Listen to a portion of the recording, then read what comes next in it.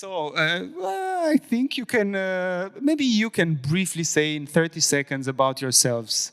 So, Hanna, do you want to go first? Yes, I can go first. My name is Haveri. I am a neurologist from Finland. I work in Lahti city. It's a small country town, about 120 inhabitants. I also work as a planetary health physician. That's more like a medical advisor's job, not meeting patients, but I do clinical work all the same with the neurological patients. But I've been working a lot with sustainability questions, and we try to find solutions to the three crises of our time. Those are climate change and loss of biodiversity and also public health crisis. Thank you so much. Nacho? Hello, everyone. My name is Nacho de Juan Creix. I'm the Chief Innovation Officer of PLAT Institute. So I feel like I'm a human with a lot of curiosity. It drives me to here. So I was the last 15 years involved in sustainability and innovation projects. I started as in the world of marketing and branding and all of this, and then looking for purpose, I was trying to find the path I try to follow now, that it's like how we can bring purpose to the things we do in markets and really focus on gastronomy and food sectors, food and health sectors, and always looking for how innovation can change and can give us a little bit of hope into the challenges that we are facing. Thank you, Nacho. Thank you. So, I mean, the subject of the discussion is super interesting and it sounds very complicated, right? So it's like designing healthy futures, right? It's really hard to kind of grasp, especially within 15 minutes. But I'd say that maybe let's say that the first question, just to start the conversation, would be, is climate change making people more anxious? And how can cities be designed in such a way to kind of mitigate this?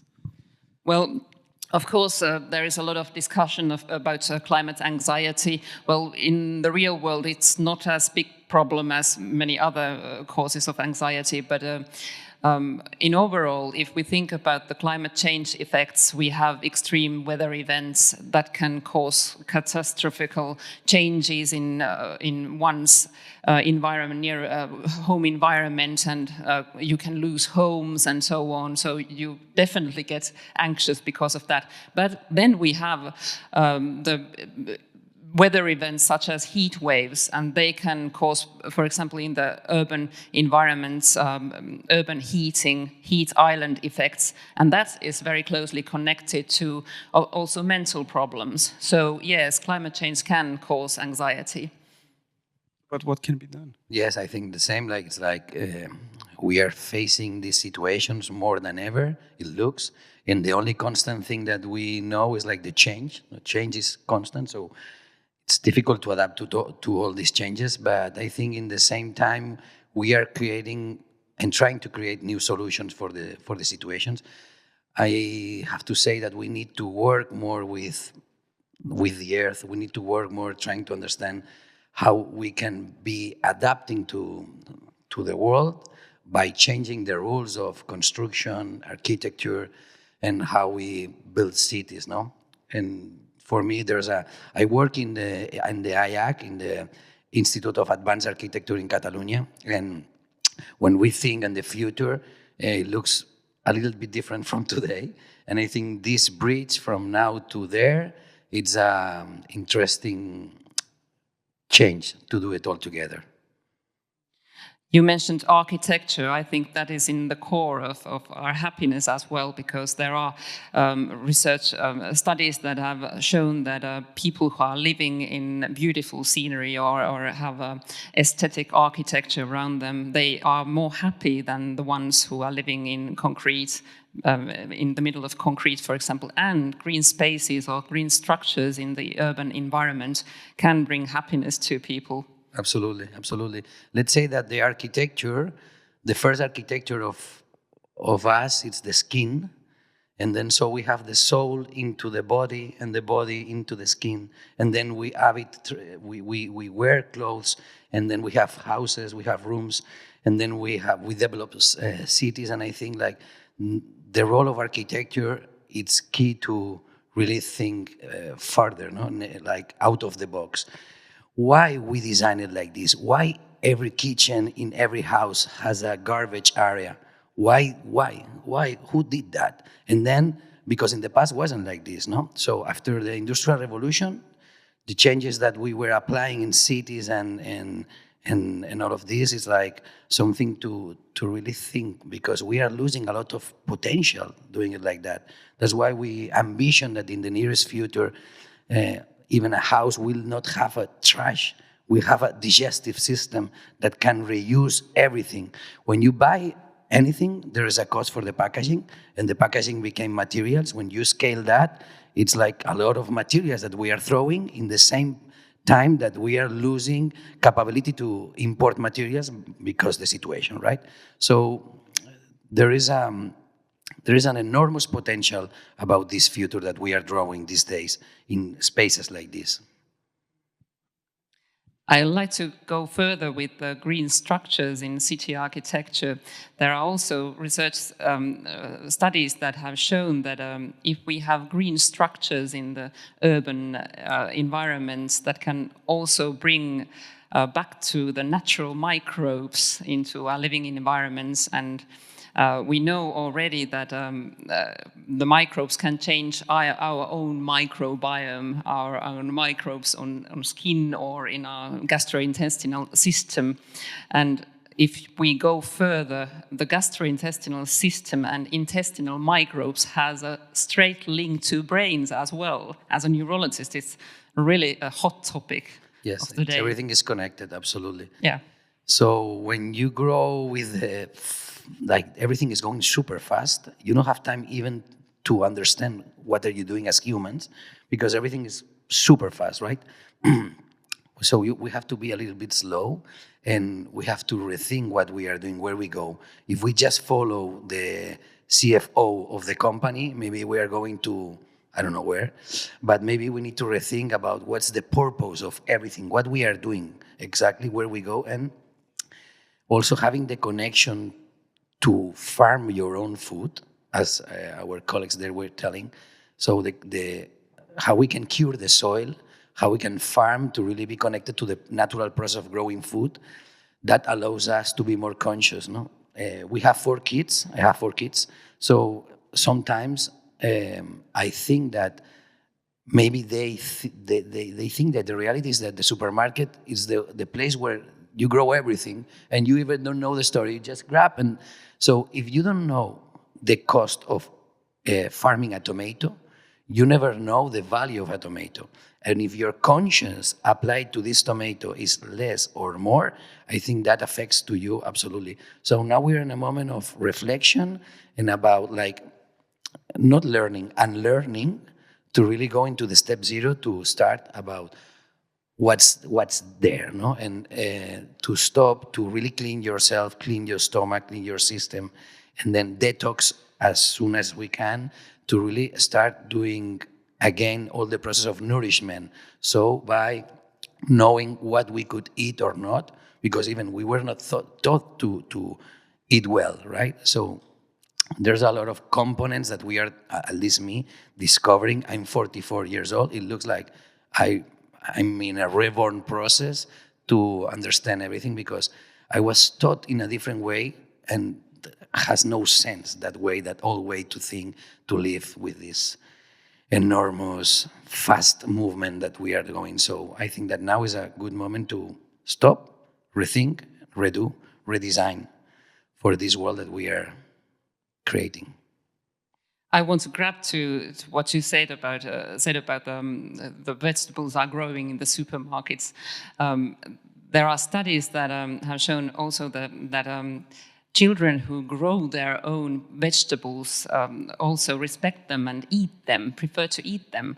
And for example, in Finland, we have a real problem with vegetable eating. Only 1% of the children nowadays eat what we recommend them to eat, what is health-based recommendations. So this is something that I have played in my mind. If our children would grow their own vegetables, would they eat more vegetables. So many of the health challenges would be conquered by this, that they just took more vegetables on the plates. That's real. That's real. Also, we need to apply a little bit more of design. So you don't have to eat ugly, or like you don't have to eat normal. Normality doesn't exist. It's amazing to exist. The present is something that we have as a present. And then when you have kids, you see life again for first time. And then to be related to farming process, I mean, we came from the city. Just 3 years ago, we decided with the team to close the city chapter and went into a farm. So we are like 200 kilometers near Barcelona into a farm. And with the kids, when you say, hey, let's go to farm, they're like, no, farming, what? It's crazy. I don't want to do it. But after time, they are like learning and having fun. Learning, having fun is key for this process of consciousness, no? And I think that so to break the rules, to break the velocity, to break like the normality, and to start again really being conscious and connected to all this process is fabulous, because then you start even seeing the world by the eyes of your kids, but also they know that they are doing something good because everything starts changing, no? So I think the process is there. We need to understand where we want to go. Exactly. Yeah. There has been some kind of gap in that process because, for example, in my generation in Finland, if we think about people's fridges at their homes, 30% of all food goes to waste. And that's enormous amount of food. Why? No, and in Europe, I was reading like in Romania, we have like from 130, 150 tons per person of leftovers every year. Globally, it's around 130, but we are talking about trillions of food that we are throwing away. Why? Because we live in a world of abundance. What means abundance? For example, when we travel and we go to Greece, they offer you, it's like at night, 9:30, 10, and we're like, no, this is not time to eat, please. And they offer you a lot of food because they think this is a ritual of abundance. But if we were taught like, maybe not in the best way, no? Because what means abundance? Maybe abundance is less food, but really well designed, the plate, no? And maybe it's some poetry that we need to infuse in food to really have this perception. It's not about quantity, it's about quality and about the conscience, about the process of eating, and then being like ready for receiving this information. Sometimes we don't have even time to think. That's one of my biggest concerns. Like what's happening? No, too fast, not good. If we think about the world of today, I think 40%, 38% or something is actually farmland on the planet. So if we could save all this waste, then we wouldn't need so much farmland, and we would have more forests and more nature to support our immune system and stress levels and so on. And Hannah, let's say that waste doesn't exist. Waste is a lack of creativity of our civilization. Down from now. Waste is materials, and materials can be transformed. We live in a moment of alchemy. We came from alchemy, now we have medicine, we have physics, we have a lot of different stuffs, but now we are in a new moment of alchemy, I think, because you can transform everything into a material or everything into value, let's say that, no? So that's why I tell also like why we have kitchens with garbage areas, why we don't have this, why we don't use this as our grandfathers, but also as our vision, because now we have more data to understand what to do. If you can transform your waste into edible, fantastic. But if not, you can do 3D filament to 3D print your tools or your toys with your kids. And this is a reality today, no? We are not applying all this knowledge, and we need like some examples to understand how to apply it in different levels, from a home perspective, like a human perspective, but also in different scales, because scalability is key also to understand why we are not connecting waste management on the city through circular design schools to create materials that then will be used by all the society, for example. So I just want to say that I changed my mind, and this is not the best show. It's the worst because I have to stop you. So this is, it's really fascinating to listen to these conversations. I thought that maybe this is a complicated scenario, but it's quite nice, like just to kind of be here like a little fly. So we maybe take one question if we have anybody interested. Okay, we have two questions. Where you in the back, you don't have a microphone, so I'm sorry. Next time, sit at the table. So we take the question. Hello. Very interesting discussion. Thank you for that.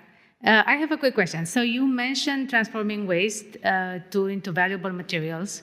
Can you give us a few examples of successful circular economy projects? Anna? Yes. For example, we are doing different projects around the world now. We just came from Hong Kong. In Hong Kong, there's many ways from the tourism and from gastronomy. And specific, we were focused on one that was oysters. They eat a lot of oysters, and they don't do nothing with the shells. They throw it to the bay. And so that's damaging all the life there. And then we were starting understanding, what if we take chance of these materials to connect these materials with the souvenirs of the city? Why souvenirs are done by plastic, and why souvenirs are not done with the waste materials that we created? All these two things together creates a new path to redefine the city, the brand value of the city, all the craftsmanship, the craftsmen around the city, and also to redefine what object you will take from the city. Maybe Hong Kong is in China and they use a lot of plastic, but they are starting now to understand this connection of these 2 points. And sadly, the government hired us for this project, and they say that the waste management and the waste management is like alone. So there is there, but there's no connection on these dots. So we as PLAT, we try to create this platform to connect these dots, and we have many examples about organic food in different parts, and even plastics. I don't know if you know Precious Plastics organization, but this is an open source organization that I invite you to discover, and you can buy these tools and reuse the plastics that you are using every day, from low density to high density, and you can transform it into filament or even bricks or even another materials that can be used for construction or for building things, stuff. Anna, do you want to? Well, I don't have an example of recycling food, but I have an example what to do for the food waste.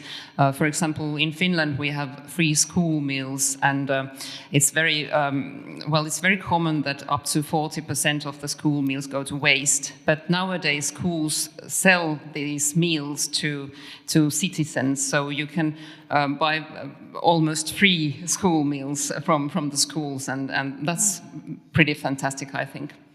Cool. Thank you so much, Hannah. Thank you so everyone. much, Nacho.